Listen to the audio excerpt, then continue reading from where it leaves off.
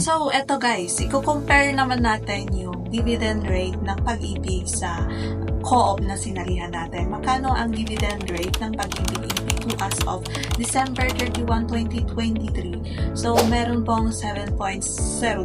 So, average po ang kukunin natin kapag kukuha tayo ng dividends sa Pag-ibig in P2. So, kung wari ang aking ininvest sa Pag-ibig in P2 is 30,000, ang pwede kong makuha is 2,109 pesos ang dividends ko kapag pumasok po ako ng January ha.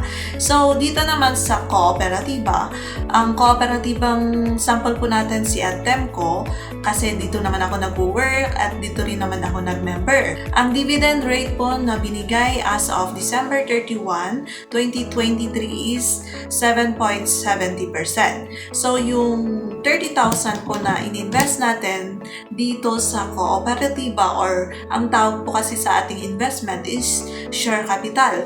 I-multiply po natin yan by 7.70%.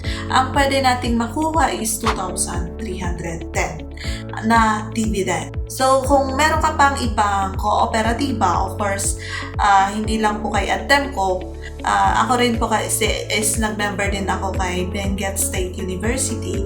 Ang nakuha ko pong dividends, kapag meron akong 30,000, ang dividend rate po kasi nila is 10%.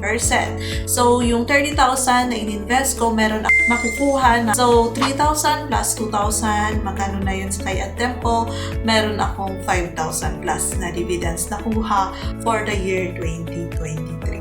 So, hopefully nakatulong. If this video helped you a lot, please follow and subscribe.